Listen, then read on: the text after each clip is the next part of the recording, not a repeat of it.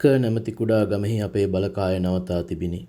යුද්ධ හමුදාවේ නිලධාරියෙකුගේ ජීවිතය ගැන නොදන්නා කෙනෙක් නැත. උදේවරුවේ යුද්ධාභ්‍යාස, අසුන් පිට නැගී උන් මෙහෙයවීමට ඉගෙන ගැනීම, දිවා ආහාර ප්‍රධාන නිලධාරියාගේ නිවසේදී හෝ යුදෙව්වෙකුගේ අවන්හලකදී හෝ ගැනීම, හවසට මත්පැන් පානය කිරීම සහ කාඩ් ක්‍රීඩාවේ යෙදීමය. එගමෙහි අමුත්තන් පිළිගන්නා එකද ගෙයක්වත් නොතිබිනි. එකද මනාලියක්වත් නොසිටියාය. එකිනෙකාගේ ලැබුම් කුටිවල රැස් වූ අපි එකිනෙකාගේ නිල ඇඳුම් හැර වෙනත් දෙයක් නොදිටිමු. අපේ මේ සමාජයේ යුද්ධ හමුදාවට අයත් නොවන පුද්ගලයන් සිටියේ එකෙක් පමණකි. ඔහුගේ වයස අවුරුදු 35ක් පමණ වූ අතර ඔහු මහල්ල කුසේ අපි සැලකීමු.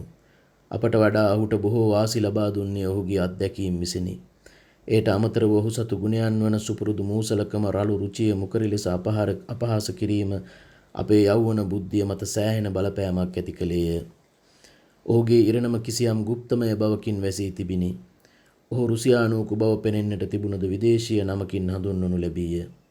එක් කලෙක ඔහු ගුසාර හමුදාවේ සේවය කළ අතර වාසනාවත් කෙනෙක් විය. යුද්ධ හමුදාවෙන් අස් වී මේ කුඩා දුගී ගමෙහි පදිංචි වීමට ඔහු පෙළඹ වූ හේතුන් කිසිවක් නොදනිති. ඔහු ලෝභ එමෙන්ම අධික වියදම් සහිතව වාසය කළේය. ඔහු හැමදාම පයින් ගමන් කළේය. ඔහුගේ උඩුකබා එහෙවත් සූර්තුකේ කළුය, වියකිලාය. එහෙත් අපේ බලකායේ සියලු නිලධාරීන් සඳහා ඔහුගේ නිවස නිතර විවෘත වී තිබිනි. පැරණි සෙබළෙකු විසින් පිළියෙල කරන ලද ඔහුගේ දිවා භෝජනය ආහාර වර්ග 2කට නැතිනම් 3කට සීමා වුණද ඔහු අපට ෂැම්පේන් බෙදා දුන්නේ ගඟකින් ගලා බසින ජලයෙන් සීමා රහිතවය. ඔහුගේ වත් පොහොසත්කම් ගැන හෝ ඔහුගේ ආදායම් ගැන හෝ කිසිවෙක් නොදත්හ. ඒ ගැන ප්‍රශ්න කිරීමටද ඉදිරිපත් නොවීය. ඔහුට සෑහෙන තරම් පොත් තිබිනි. ඒවායින් වැඩි හරියක් නවකතා සහ යුද්ධ ශිල්පය ආරම්භයා ලියවුණු පොත්ය. අපේ කියවීම සඳහා පොත් ඔහු ඉතා කැමැත්තෙන් දුන්නද ඒවා නැවත ඉල්ලා නොසිටියේය. එසේම ඔහු කිසිවෙකුගෙන් ලබාගත් පොතක් වෙතොත් එයා ආපසු නොදුන්නේය. ඔහුගේ ප්‍රධාන අභ්‍යාසය වූයේ පිස්තෝලයකින් වෙඩි තැබීමය. ඔහුගේ කාමරයේ බිත්ති වෙඩි පහර නිසා ඇති වූ සිදුරු වලින් පිරී තිබිනි. ඒවා මීවදයක සිදුරු මෙනි. ඔහු වාසය කළ දුප්පත් මැටි පැලෙහි තිබූ එකම සුකෝපභෝගී වස්තුව වූයේ ඔහු විසින් එකතු කරන ලද අගනා පිස්තෝල තොගය. වෙඩි තැබීමේ කලාව ඔහු කොතරම් උසස් ලෙස දැන සිටියේද යත් එය සිතින් සිතා ගැනීම පවා දුෂ්කර විය. හිස් වැස්මක් මත වූ පෙයාස් ගෙඩියකට වෙඩි තැබීමට උවමනා බව ඔහු කිව්වහොත් තම හිස මත පෙයාස් ගෙඩිය තබා ගැනීමට ඉදිරිපත් නොවන කෙනෙකු අපගේ බලකායේ නැති තරම්ය. අපේ කතා බහවලදී අපි නිතර ද්වන්ද සටන් ගැන කතා කළෙමු. එහෙත් ඔහු මෙතැන් සිට ඔහුට සිල්ලියෝ යයි පවසමු. කිසි දිනක ඒ ගැන කතා නොකළේය. ඔහු ද්වන්ද සටනට සහභාගී වී තිබේදැයි ඔහුගෙන් ඇසූ විට ඔහු සහභාගී වී තිබෙන බව කිව්වද ඒ ගැන විස්තර කථනයකට ඉදිරිපත් නොවීය. එවැනි ප්‍රශ්න නිසා අසතුටටපත් විය. ඔහුගේ මෙම බියජනක දක්ෂතාවයේ කිසි අවාසනාවක් ගොදුරක් බිලි කරගත් බැවින් එය ඔහුගේ හෘද සාක්ෂියට වදයක් වී ඇතැයි අපි සැක කළෙමු. ඔහු තුළ කිසි නිවටත්වයක සේයාවක් පවා නොතිබිනි. සමහර මිනිසුන්ගේ බාහිර පෙනුම විසින් එවන් සැකයක සේයා පවා දුරු කෙරේ. එහෙත් අහම්බෙන් හටගත් සිද්ධියක් නිසා අපි සියලු දෙනා මවිතයට පත්වීමු.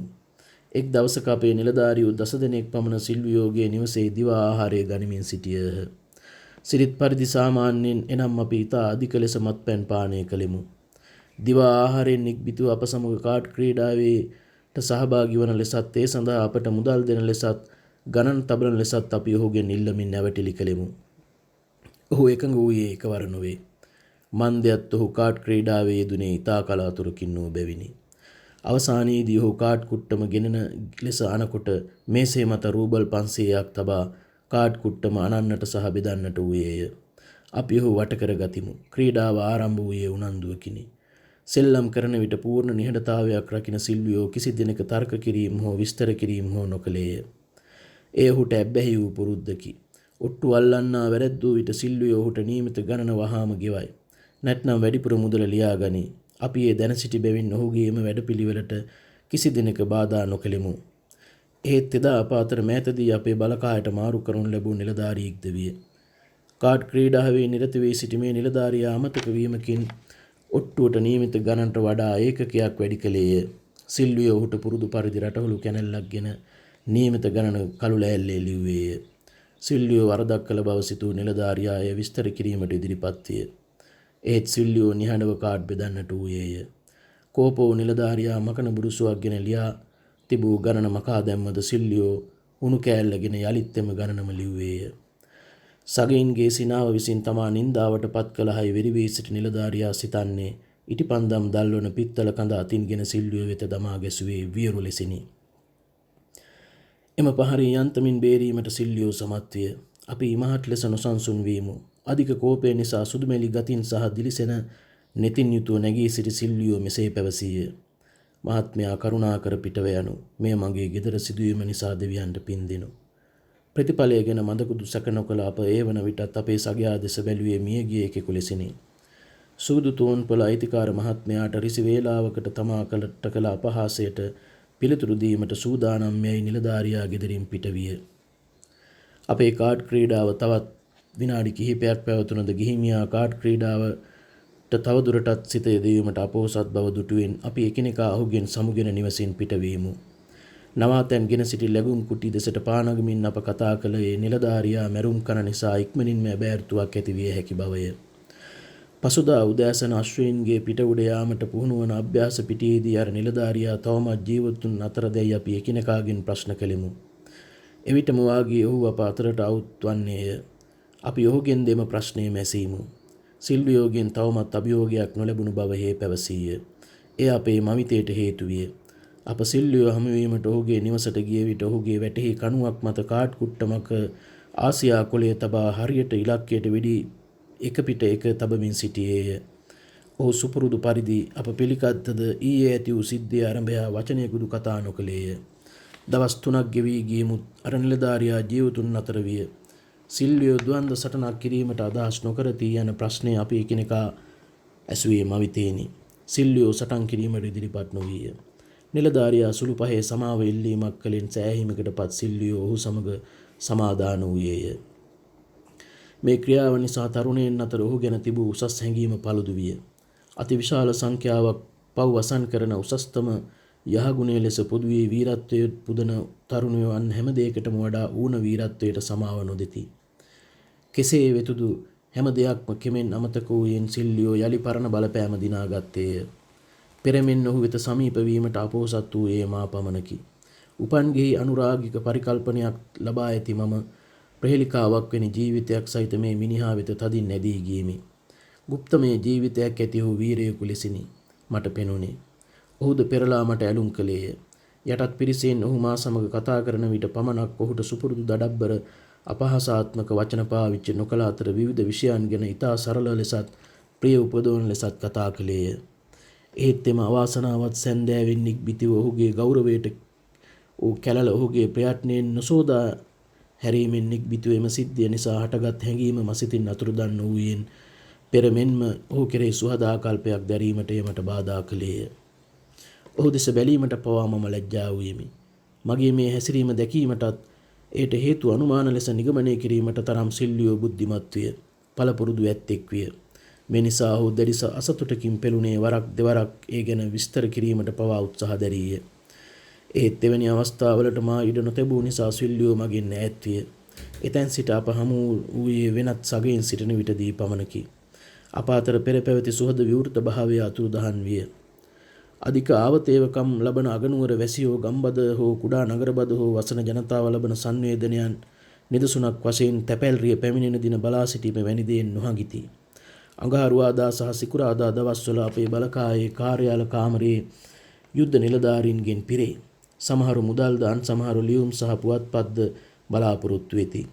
ලියුම් සහ පාර්සල් එක තැනදීම කඩා බලා පුවත් ආදී දන්වති. එවිට බලකායේ කාර්යාලයේ ප්‍රබෝධයේ පිරී විචිත්‍රයක් මවා පායි. සිල්ලියෝටද ලියුම් ලැබෙන්නේ අපේ බලකාය භාරයේය. ඔහු නිතරම පාහේ එහි පැමිණේ. එක් දවසක ඔහුට ලැබුණු ලියුම් ඔහු විවෘත කළේ ඉමහත් නොවැසිල්ලකිනි. නිහඬව ලියුම කියවන ඔහුගේ දෙනෙත් දීප්තිමත් ලෙස බැබලෙන්නට විය. තමනට ලැබුණු ලියුම් ආදිය ගැන අවධානය යොමු කළ සෙසු යුද නිලදරුවෝ ඔහු ගැන සැලකිලිමත් නොදැක්වූහ. මහත්වරුනි, හදිසි තත්ත්වයක් නිසා මා වහාම අද රෑ මේ නගරයෙන් පිට වී යා යුතුයි. එබැවින් මාත් සමග අවසාන වරට භෝජන සංග්‍රහයකට සහභාගී වීම ඔබ හැමදෙන ප්‍රතික්ෂේප නොකරනු ඇතැයි මා සිතනවා. ඔබ හැමදෙනාටම මම ආරාධනය කරනවා. යයි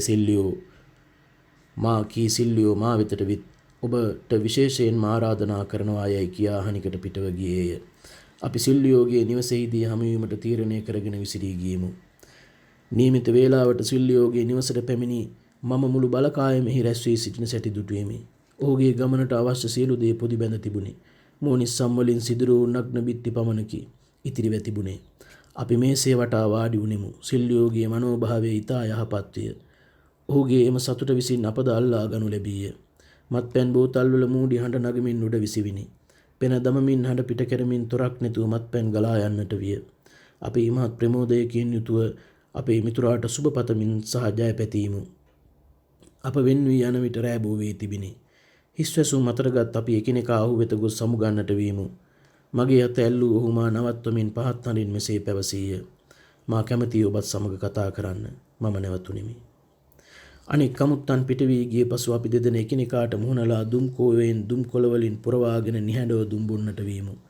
සිල්ලියෝ කල්පනාවේ නිමග්න වූ චින්තාපර ගතියින් පෙන්වූ අතර මීට මොහොතකට පෙර ඔහු වෙත තිබුණු ප්‍රීතිමත් මනෝභාවයේ සේයාවකදු දැන් දක්නට නොවීය. මූසල සුදුමැලි පෙනුම දිලිසෙන නුවන් කටින් පිටවෙන ඝනැති දුම්ගුලි ආදී නිසා ඔහු සැබෑ යකෙකු ලෙස පෙනිනි. විනාඩි කිහිපයක් ගතවත්ම සිල්ලියෝ නිහඬතාවයේ බිඳලීය. සමහර විට අප දෙදෙන යලිත් කිසි දිනක හමු නොවුණු ඇති. අපි වෙන් වී යාමට පෙර මා කැමතියි ඔබට පැහැදිලි කිරීමක් කරන්නට. මා අනුන්ගේ මතයට අල්ප වශයෙන් ගරු කරන්නකු බව ඔබ දන්නවා ඇති. ඒ වුණත් මා ඔබට සැලකිලි දක්වනවා. මා ගැන වැරදි හැඟීමක් ඇතිකොට වෙන් වී යාම මට කනගාටුවට කරුණක් යැයි හේ පැවසීය. ඔහු කතාව නවත්වා දුම් කෝවේ පිරී තිබුණු දුම් කොළාලු ඉවත් කරන්නට විය. මම වචනයකුදු නොදඩා බිම බලාගත්තෙමි. අර බේබදු හිතුවක්කාරයාව මම ද්වන්ද සටනකට කැඳවා තෘප්තිමත් නොවීම ගැන ඔබ මවිතයට පත් වී ඇති. අවි තෝරා ගැනීමේ වාරය මට නිසා මගේ ජීවිතයට මද හානියක් හෝ සිදු නොකර ඔහුගේ ජීවිතයත් මරණයත් මා සතු පැවති බවට ඔබම එකඟ වනවා ඇති. ඒත් මගේ උපේක්ෂාව හුදු උදාර ගුණයක් ලෙස ඔබට හේතු ගැන්වීමට මට හැකියාවක් තිබුණද මා අදහස් කරන්නේ නෑ ඔබ රවටාලීමට. මගේ ජීවිතයට කිසිදු හානියක් නොවනසේ ඒ බේබද්දාට නඩුවම් කිරීමට මට ඉඩක් ලැබුණත් මම ඔහුට කිසි කලක සමාව නොදෙනු ඇත. මා ඔහු දෙස බැලුවේ මවිතේනි. ඔහුගේ මෙම පිළිගැනීම විසින් මම අන්දමන්ද වීමි. සිල්ලියෝ දිගටම කතා කරන්නට විය. ඔව්, මගේ ජීවිතය අනතුරකට ඇද දැමීමට මට අයිතියක් නැහැ. මීට අවුරුදු 6කට ඉස්සෙල්ලා මට කම්මුල් පහරක් ගහපු මිනිහා තවම යහතින් ඉන්නවා. මගේ කුතුහලයේ උපරිමය දක්වා ඉහළ නැංගියේය. ඉතින් ඔබ ඔහු සමග ද්වන්ද සටනක් කළේ නැද්ද? මම ඇසීමි. වෙනත් හේතුන් නිසා ඔබ දෙදෙනාට වෙන් වී යාමට සිදු වුණාද? මම ඔහු සමග සටන් කළා. මෙන්න එම සටනේ සමරු තිලිනය. මෙසේ කී සිල්ලියෝ නැගිට රන් පැහැති පටියකින් යුත් බීඩින් සහිත ගෙත්තම් කළ රතු තොප්පියක් කාඩ්බෝඩ් පෙට්ටියකින් එළියට ගත්තේය. ඔහු ඒ හිස පැලඳි විට නළලට අඟලක් ඉහළින් වෙඩි පහරක සිදුරක් එහි තිබෙන සැටි මම දුටුවෙමි. ඔබ දන්නවාද? ගුසාර් බලකායේ සේවය කළ බව මගේ හැටි ඔබ හොඳින් දන්නවා. හැම දෙයකින්ම ප්‍රථමයා වීම මගේ පුරුද්දක් තිබුණා. මා තරුණ කාලයේදී ওই පුරුද්ද මට ඉවසිය නොහැකි රාගයක් බවට පත් වුණා. අපේ කාලෙදි මැරකම් දඩබ්බරකම් කිරීම මෝස්තරයක්. කලකෝලාහල කිරීම අතින් මම තමයි ප්‍රථමයා. වැඩියෙන් මත්පැන් බීමේ හැකියාව නිසා අපි පුරසාරම් දෙඩුවා. දෙනිස් දවීදව් කිවියා විසින් අමරණීයත්වයට පත් කර තිබෙන බුරුත් සවුට වඩා වැඩියෙන් මම දවසක මත්පැන් බිව්වා. අපේ බලකායේ නිතර ද්වන්ද සටන් නැති වුණා. මේ සියලු සටන් වලට එක්කෝ මම කෙලින්ම සහභාගී වුණා. නැත්නම් කිසිවෙකුගේ සහායකයා ලෙස පෙනී සිටියා. මගේ සගයින් මාව පරමාදර්ශය ලෙස ගත්තා. අපේ බලකායේ ප්‍රධාන නිලධාරීන් නිතර මාරු වුණ අතර ඔවුන් මාව සැලකුවේ නොවැළැක්විය හැකි නපුරුකු ලෙසටයි. සිල්ලියෝ දිගටම කතා කරන්නට වූයේය. මා සංසුන් ලෙස මගේ ප්‍රසිද්ධිය නිසා සතුටු වුණා. මේ අතර අපේ බලකායට පොහොසත් ප්‍රසිද්ධ පෙළපතකට අයත් තරුණයෙක් ආවා. වාසනාව විසින් මෙතරම් නලවනු ලැබූ මිනිහෙකුව උපන් තේකට මම දැකලා නැහැ. ඔබම සිතින් මවා ගන්න තරුණ බව, බුද්ධිය, කඩවසම් පෙනුම, උතුරා හැලෙන ප්‍රීතිය, සීමා රහිත නිර්භයත්වය, ප්‍රසිද්ධ නමක් කිමක් නැතිව වේදම් කළ හැකි ධනය, ඉතින් මෙවැන්නෙක් අප මත ඇති කළ හැකි තීව්‍ර හැඟීම් ගැන ඔබම කල්පනා කර බලන්න. ප්‍රථමයාව සිටි මගේ තත්ත්වයේ දෙදරුම් කෑවා. මා ලැබ සිටි ප්‍රසිද්ධිය ඔහුගේ සිත් ඇදගත් නිසා ඔහු මුලදී මාත් සමග මිත්‍රත්වයේ දියුණු කිරීමට ඉදිරිපත් වුණා. ඔහුගේ එම මිත්‍ර ආකල්පයේ කෙරෙහි මා උදාසීනත්වයක් දැක්වූ විට ඔහු කිසිදු කනගාටුවකින් තොරව මගෙන් ඈත් වුණා. ඔහු කෙරෙහි මා තුළ ඇති වුණේ ඊට දැඩි වෛරයක්. ඔහු බලකායෙහි ජනප්‍රිය වූ අතර ගැහැණුන් ඔහු වෙත ඇදී යාම නිසා මා ඇද වැටුනේ බලාපොරොත්තු රහිත තත්ත්වයකට. ඊළඟට මා උත්සාහ ගත්තේ ඔහු සමග දබරයක් ඇති කර ගැනීමට. මගේ ලඝු කවිවලට සහ ඇනුම් පද සහිත ආප්ත පදවලට එවැනිම දේවලින් ඔහු පිළිතුරු දුන්නා. එහෙත් ඔහුගේ ලඝු කවි මගේ කවිවලට වඩා තියුණු ඒවා විය. ඒ විතරක් නෙවෙයි, ඒවා වඩාත් සිත් ගන්නා සුළුය. හාස්‍ය රසයෙන් උසස්ය. ඔහු විහිළු කළ අතර මම කෝපයෙන් පුපුරන්නට වුණා. එක් දවසක පෝලන්ත ඉඩම් හිමියෙකුගේ ගෙදර බාල් නැටුම් උත්සවයක් තිබුණා. මාත් සමග රහස් සම්බන්ධකමක් තිබුණු ඉඩම් හිමියාගේ බිරිඳගේ සිත ඔහුගේ විශේෂයෙන් දිනාගත්තා. මගේ ඉවසීම සිඳී ගියෙන් මම ඔහුගේ කනට කොඳුරා මොකක්දෝ කුණුහරුපයක් කිව්වා. එවිට ඔහුගේ මුහුණ රතු අතර ඔහු මට කම්මුල් පහරක් ගැහුවා. අපි දෙදෙනා අසිපත් ඇදගෙන සටනට සැරසුණු විට ගැහැණු සිහි නැතිව ඇද වැටුණා. රැස්ව සිටි අය අප දෙදෙනා ඈත් මෑත් කළද ඉදිනම රාත්‍රියේ අප දෙදෙනා ද්වන්ද්ව සටනකට ගියා. ඒ යම්තමින් එළිය වැටෙන්නට පටන්ගත් වේලාවය මගේ සහකරුවන් තිදෙනා සමග මම නියමිත ස්ථානයේ සිටගත්තා. මා මගේ ප්‍රතිමල්ලවයා බලාපොරොත්තුවෙන් සිටියේ විස්තර කළ නොහැකි ඉවසිලිවන්ත රහිත ගතියකිනි. හිරු වේලාසනින් පායන්නට පටන් ගත්තේ වසන්ත සමය නිසයි. ඒ වන විට උණුසුම වැඩිවීමට පටන්ගෙන තිබුණා. ඔහු එන සැටි මම ඈතදීම දුටුවා. ඔහු ආවේ උඩු කබායයි අසිපතයි එල්ලාගෙන. ඔහු සමග ආවේ එක් සහකරුවෙක් පමණයි. අපි ඔහු හමුවීමට ඉදිරියට ගියා. ඔහු ඔහුගේ හිස්වැස්ම අතින්ගෙන සිටියා. එය චෙරෙෂ්නාව ගෙඩි වලින් පිරීලා. අප දෙදෙනා අතර තිබිය යුතු දුර ප්‍රමාණය වන පියවර 12 අපේ සහකරුවන් මෙන්න. පළමුවෙන් වෙඩි තැබිය යුත්තේ මාය. ඒත් මා කෙතරම් කෝපයකින් පිරී සිටියේ දෙයක් එල්ලේට වෙඩි තැබීමට මගේ අත අසමත් වෙයි කියා මා විශ්වාස කළේ නැහැ. ඒ නිසා ප්‍රථමයෙන් වෙඩි තැබීමේ අයිතිය මම ඔහුට පැවරුවා. නමුත් මගේ ප්‍රතිමල්ලවයා එය පිළිගත්තේ නැහැ. අවසානයේදී අපි තීරණය කළා කුසපත් ඇදීමට. එවිට ප්‍රථමයෙන් වෙඩි තැබීමේ වාරය ලැබුණේ සදාකාලික වාසනාවන්තයාගේ කුමාරයා වෙන ඔහුට. ඔහු එල්ලේ බලා මගේ හිස්වැස්මට වෙඩි තැබුවා. ඊළඟට මගේ වාරයයි. දැන් ඉතින් ඔහුගේ ජීවිතය මා සතු වී ඇත. ඔහුගේ මුහුණේ කලබල බය අඩු ගතියක සේයාවක් හෝ දැකීමට මම ඔහු දෙස ඉතා ඕනෑකමින් බැලුවා. ඔහු මගේ පිස්තෝලයට මුහුණ දෙමින් තොප්පියේ තිබුණු ඉදිච්ච චෙර්ෂ්නා ගෙඩි තෝරාගෙන කන ගමන් ඒවායේ ඇට කටින් පිඹ විසි කරමින් සිටියා. ඔහුගේ කටින් පිටවන ඒ ඇට වැටුනේ මගේ දෙපා ළඟ. ඔහුගේ පූර්ණ සංසුන්තාවය නිසා මා වියරු වැටුණා. ඔහු ඔහුගේ ජීවිතයේ වටිනා දෙයක් ලෙස කොහෙත්ම ගණන් ගන්නේ නැති විට මා ඔහු මරා දැමීමේ තේරුම කුමක්ද? දුෂ්ට අදහසක් මගේ සිතේ සැනකින් නැති වුණා. මම පිස්තෝලය පහත දමලා ඔහු අමතා මෙසේ කිව්වා. මට පෙනෙන්නේ තමුසට මිය යාමට දැන් වේලාවක් නැතුවා වගේ. තමුසි උදේ ආහාරය ගනිමින් සතුටු වෙන නිසා මා කැමති නැහැ තමුසට බාධා කරන්නට. තමුසි මට කොහෙත්ම බාධා කරන්නේ නැහැ. තමුසි වෙඩි තියනවා. කොහොම වුණත් ඒක තමුසිගේ කැමැත්තක්. වෙඩි තැබීමේ අයිතිය තමුසි සතුයි. මම ඕනෑම වෙලාවක තමුසිගේ වෙඩි පහරට මුහුණ දීමට සූදානම් යයි ඔහු පිළිතුරු දුන්නේය. මම දැන් වෙඩි තැබීමට සූදානම් නැති බව මගේ සහකරුවන්ට දන්වා සිටීමේ ද්වන්ද්ව සටන එතනින් අවසන් විය. මම යුද්ධ හමුදාවෙන් අස්වීමේ කුඩා නගරයට ආවා. එදා සිට ඔහුගෙන් පරිගැනීම ගැන මම හැමදාම කල්පනා කළා. දැන් එම මොහොත එළඹී තිබෙනවා. සිල්වියා අද උදෑසන ඔහුට ලැබුණු ලියුම් සාක්කුවෙන් ගෙන මට පෙන්වීය. කිසිවෙක් ඔහුට මොස්කව් නගරයේ සිට ලියමින් එක්තරා පුද්ගලයෙක් ඉක්මනින්ම සුන්දර කතක සහ විවාහ වීමට සූදානම් බව දන්වා සිටියා. මේ පුද්ගලයා කවුද යන්න දැන් ඔබ දන්නවා ඇති. දැන් ඉතින් මම මොස්කව් යනවා. එකවරක් ඔහු තොප්පිය පුරා චෙස්නා ගෙඩි දමාගෙන කමින් මරණය පිළිගත් පරිදි දැන් ඔහුගේ විවාහයට ඔන්න මෙන්න කියා තිබීදී මරණය පිළිගැනීමට සූදානම්ද කියලා සොයා බලමුයි සිල්වියෝ පැවසීය. මෙසේ කී ඔහුගේ හිස්වැස්මට අතටගෙන ඒ බිම දමා ගසමින් තම කාමරය තුල ඔබම බැවිදින්නට වූයේ කොටියෙකුමිනි.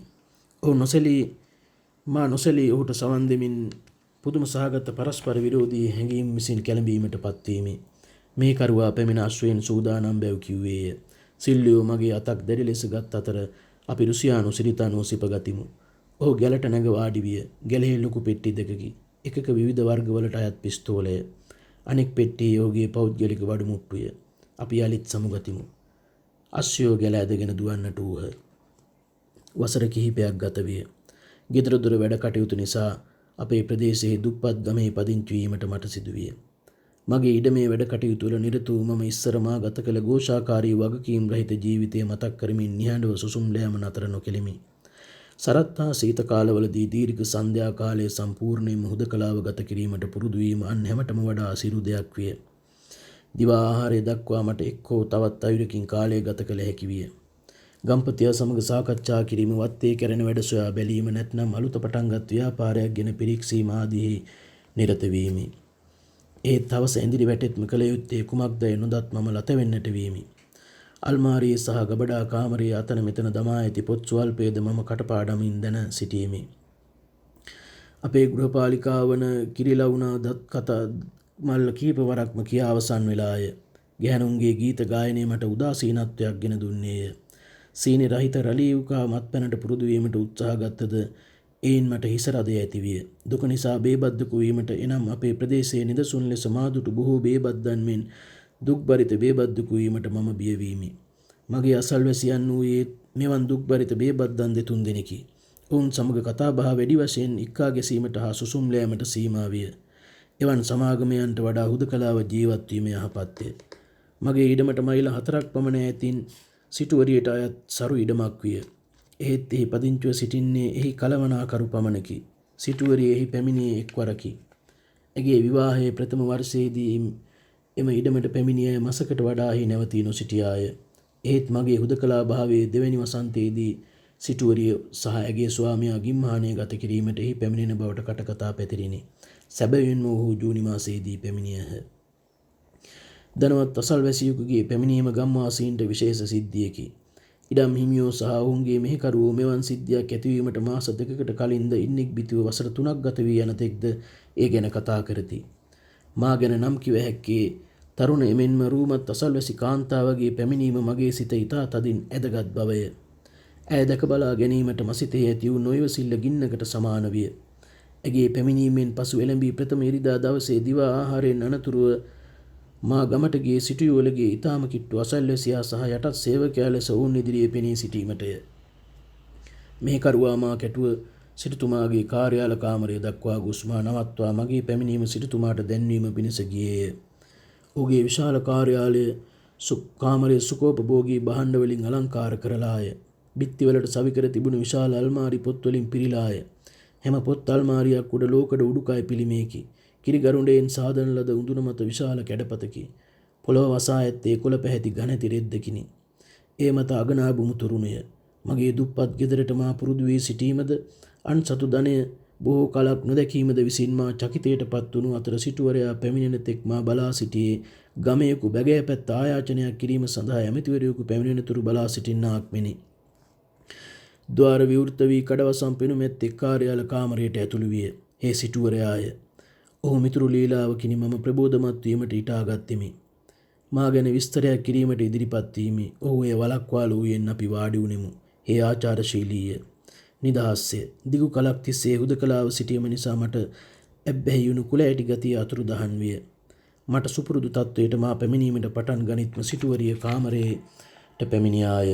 එවිට මගේ කුල ඇටි ගතිය පෙරටත් වඩා වැඩි විය. සත්තකින්ම නම් ඈරුවත්තියකි. සිටුවරයා මා අයට හඳුන්වා දුන්නේය. මා සංසුන්ව සිටීමට උත්සාහ ගත්තද සංසුන් වීමට මා වැඩියෙන් දිරිමත්ව මගේ නොසන්සුන්තාවය වඩාත් වැඩි විය.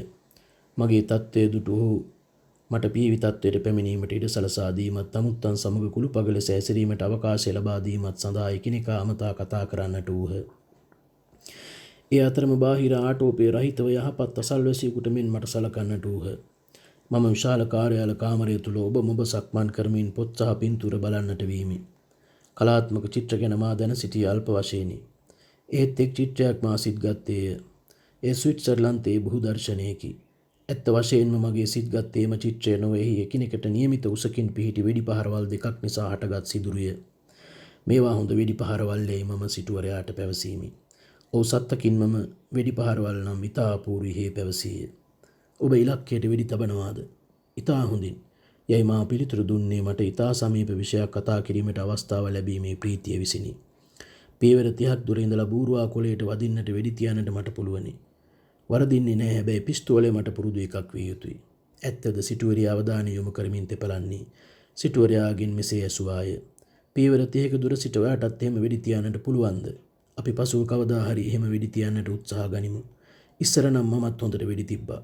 දැන් අවුරුදු 4ක් වෙනවා මම පිස්තෝලයක් අතින් අල්ලලා නැහැයි හේ පැවසීය. එහෙනම් සිටුතුමනි ඔබට අඩි 20ක් දුර ඉඳලා වුණත් බూరు කොළයකට වෙඩි තියන්නට බැරි බව මට ඔට්ටු අල්ලන්නට පුළුවනි. වෙඩි තැබීම හැමදාම කළ යුතු අභ්‍යාසයක්. මට ඒ ගැන පුරුද්දක් තියෙනවා. අපේ බලකාය මාව ගණන් ගත්තේ හොඳ වෙඩි තබන්නෙකු හැටියට. වරක් සම්පූර්ණ මාසයක්ම පිස්තෝලේ ඇල්ලුවේ නැහැ. මගේ පිස්තෝලේ අලුත් වැඩියා කිරීමට දීලා තිබුණා. ඉන්පස්සේ වෙඩි තැබීමට ඉදිරිපත් වූ පළමුවෙනි දවසේදම සිටුතුමනි මොනවද වුනේ ඔබ දන්නවාද? අඩි 25ක් ඈතින් තිබුණු බෝතලයක පිට 4ක් වෙඩි තිබ්බා වැදුනේ නැහැ. අපේ බලකායේ හිටිය රොත් මිස්ටර් උපහාස කතා කීමටත් විහිළු කිරීමටත් දක්ෂයා. මා වෙඩි තබන සැටි දැකලා ඔහු මෙහෙම කිව්වා. යාළුවා තමුසට බෝතලයට වෙඩි තියනට අතයි හිතයි ඉඩ නොතබන සැටි දැන් හැමදෙනාටම පේනවා. සිටුතුමනි වෙඩි තැබීමේ අභ්‍යාසය විතරක් නොවරදවාම කළ යුතු දෙයක්. නැත්නම් එහෙම පිටින්ම අත හුරු නැතු යනවා. මට හමු වූ ඊටාම දක්ෂ වෙඩි තබන්නා දවසක් තෙවරක් ඊටාම අඩු වශයෙන් වෙඩි තැබීමේ අභ්‍යාසවල නියැලෙනවා. දවල් කෑමට ඉස්සෙල්ලා කෑමට පෙර වොඩ්කා වීදුරුවක් බොනවා වගේම ඔහුට මේ අභ්‍යාසයේ පුරුද්දක් වී තිබුණා. මට කතා කිරීමට විෂයක් ලැබීම ගැන සිටුවරයා සහ සිටුවරිය සතුටු වූහ. ඔහුගේ වෙඩි තැබීම ගැන ඔබ තවදුරටත් විස්තර කළ හැකිද? සිටුවරයා මගෙන් විමසීය. සිටුතුමනි මෙන්න මේ දේ ගැන සිදු වුණා. ඔහු දුටුවොත් බිත්තියේ මැස්සෙක් වහලා ඉන්නවා. සිටු දේවියනි ඔබ hina වෙනවාද දෙයියම්පා මා කියන්නේ ඇත්ත. ඔහු මැස්සා දුටු හැටිම මේ කරුවාට කෑ ගහලා මෙහෙම කියනවා.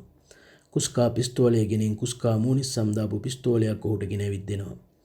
ඔහු එකවර හරියට මැස්සට වෙඩි තියනවා. බොහොම අපූර්ව යෝගියේ නම මොකක්දයි හේ ඇසීය. සිටුතුමනි ඔහුගේ නම සිල්වියෝ. සිල්වියෝද එසේ කෑ ගැසූ සිටුවරයා ආසනයෙන් නැගිට සිටියේ සැනකිනි. තමුසු සිල්වියෝ දන්නවාද? සත්තකින්ම දැනගෙන හිටියා. අපි මිතුරන්ව හිටියා. අපේ බලකාය ඔහු පිළිගත්තේ සහෝදරියෙකු සහ සගයෙකු හැටියට. දැන් අවුරුදු 5ක් ගෙවි ගියා. ඔහු ගැන කිසිම තොරතුරක් දැනගන්නට නැහැ සිටුතුමනි. ඔබත් සිල්වියෝව දැනගෙන හිටියාද? මම ඔහුව හොඳින්ම දැනගෙන හිටියා. ඔහු ඔබට එක සිද්ධියක් ගැන කිව්වද? නැහැ මම හිතන්නේ නැහැ. එක් අපූර්ව සිද්ධියක් ගැන ඔහු ඔබට කිව්වේ නැතිද? සිටුවරයා ඇසීය. කවුද ජේත්තුකාරයෙක් බාල නැටුමකදී ඔහුට කම්මුල් පහරක් දීම ගැනද සිටුතුමනි?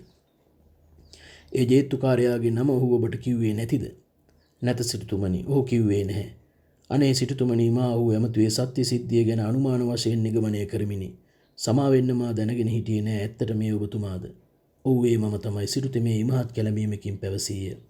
වෙඩිපාර සහිත අර චිත්‍රය අපේ අවසාන හමුවීම ගැන සමරු වස්තුවක්. අනේ සුමිහිරි පින්මත දෙවියන්ගේ නාමයට ඒ ගැන විස්තර කියන්නට එපා. සිටු දේවිය ආයද සිටියාය. ඒ ගැන පැවසීම බව භයානකය.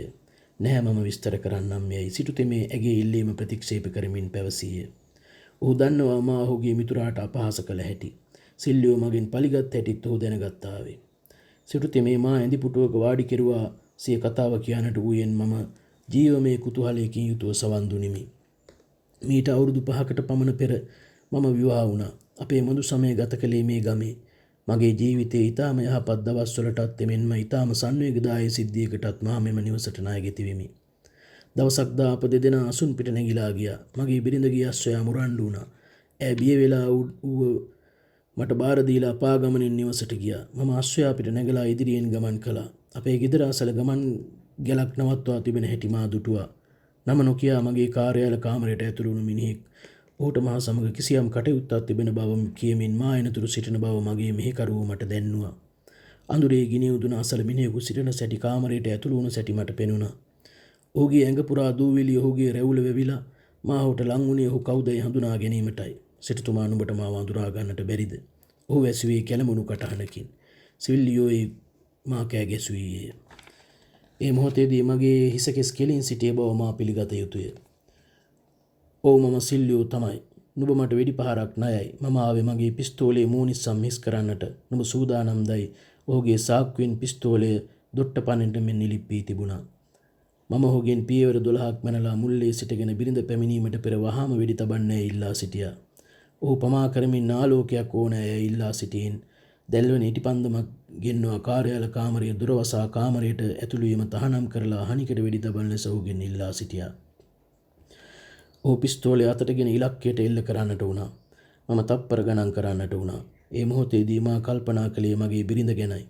විනාඩියක් ගෙවුනේ බේජනක ලෙසිනි. සිල්ලියෝ අතපහත දැම්මා. බොහොම කනගාටුයි.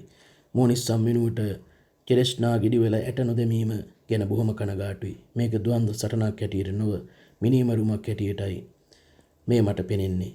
අපි නැති කෙනෙකුට වෙඩි තැබීමට මා පුරුදු වී නැහැ. අපි යලිත් පටන් ගනිමු. කවුද ප්‍රථමයෙන් වෙඩි තියන්නේ කියන එක ගැන අපි නැවත වරක් කුසපත් අදිමු සිල්ලියෝ යෝජනා කළා.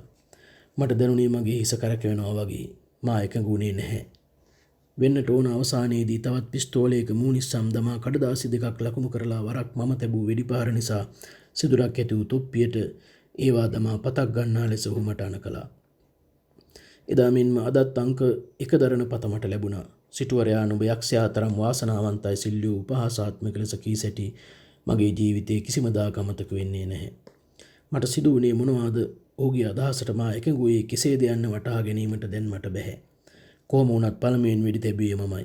ඒ වෙඩිපහර වැදුනේ මේ චිත්‍රයටයි. සිටුතේ මේ වෙඩිපහර සහිත චිත්‍රය මට පෙන්වීය.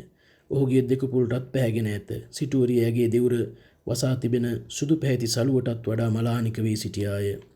මම සුසුම් නොහෙලා සිටීමට අපොහොසත් වීමි. මම වෙඩි තැබුවා. දෙවියන්ට කීර්තිය ලැබේවා ඔහුට වැදුනේ නැහැයි. සිටුතේ මේ දිගටම විස්තර කරමින් පැවසීය.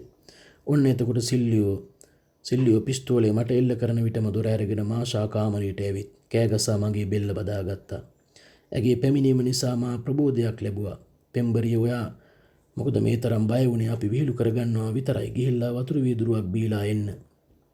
මගේ පැරණි මිතුරා සහ සගයාව මම ඔයාට හඳුන්වා දෙන්නම්. මාෂා මගේ කීම විශ්වාස නොකර සිල්ලියෝගෙන් මෙහෙම ඇසුවා. මගේ ස්වාමි පුරුෂයා කියන්නේ ඇත්තක්ද? ඔය ගොල්ල හැබෑටම විහිළු කරනවාද සිටු දේවියනි? ඔහු හැමදාම විහිළු කරනවා. ඔහු වරක් මට කම්මුලකට ගෙහෙවෙත් ඒ විහිළුවට. මේ තුප්පියට වදිනට වෙඩි තැබුවෙත් විහිළුවට. දැන් අහකට වදිනට වෙඩි තිබ්බෙත් විහිළුවට. දැන් ඉතින් ඔහුට විහිළු කිරීමට මගේ වාරය ඇවිල්ලා යයි සිල්ලියෝ පිළිතුරු දෙන ගමන්ම පිස්තෝලය මට ඉලක්ක කළා. මාෂා හනිකට ඉදිරියට පැනලා ඔහුගේ දෙපා බදාගත්තා. මා කෑ ගැසුවේ වියරු කෝපයකිනි. මාෂා නැගිටින්න ඔයාට ලැජ්ජා නැතිද මහත්මයා? තමුසේ කාන්තාවක් අවඥාවට ලක් කිරීම නවත්වන්නේ නැද්ද? වෙඩි තියනවද නැද්ද? නැහැ. මම නුඹට වෙඩි තියන්නේ නැහැයි පිළිතුරු දුන් සිල්ලියෝ මෙසේද පැවසීය. මා තෘප්තියටපත් වුණා. නුඹේ සිත් ඇවුලත් නෝන්ජල් ගතියත් මා දුටුවා. නුඹලවා මට වෙඩි තැබීමට මම අසමත් වුණා. ඒ මට සතුටක්. නුඹට කිසිම දාක මාව අමතක වෙන්නේ නැහැ. මම නුඹේ හෘද සාක්ෂියට නුඹව බාර කරනවා. එසේ කී ඔහු පිට වී යන ගමන්ම මා වෙඩි තැබූ පින්තූරයේ දෙස බලා ඉලක්කය නොඅල්ලාම පාහේ සැනකින් වෙඩි පහරක් තබා අතුරුදහන් වුණා. මගේ බිරිඳ සිහිසන් නැතුව වැතිර සිටියා. මගේ මෙහෙකරු ඔහු දෙස බියෙන් බැලූ අතර ඔහු ඇල්ලීමට ඉදිරිපත් නොවූහ. ඔහු නිසවතුවට ගොස් ගැල් කරුට අඬගසා පිටත්ව ගියේ මා ප්‍රකෘති සිය ලැබීමටත් ඉස්සෙල්ලා යයි කියමින් සිටුවරයා සී විස්තරේ නිම කළේය. අනතුරු හේ නිහඬ වූයේය. එක් කලක මා සිතේ අතිමහත් තීව්‍ර හැඟීමක් ඇති කළ එම සිද්ධිය අවසානයේ එලෙසම මට දැනගන්නට ලැබිණි. අපේ කතාවේ වීරයා ඉන්පසු මට මුණ නොගැසුනි. අලෙක්සාන්දර් ඉප්සිලාන්තිගේ කැරැල්ල සමයේදී ඉටිරිස්ත සේනාංකයක් මෙහැ වූ සිල්ලියෝ ඉස්කුලානි අසල සටන්වලදී මෙරුම් කෑ බව පසුව දැනගන්නට ලැබුණි. ඒ නිමාවේ ඇලෙක්සැන්ඩර් පුස්කින්ගේ වෙඩි පහර කෙටි කතාව දැදිගම වේ රුද්‍රිගූ සිංහල පරිවර්තනය රාදුගා ප්‍රකාශනය. සියලු දෙනාට ස්තුතියි.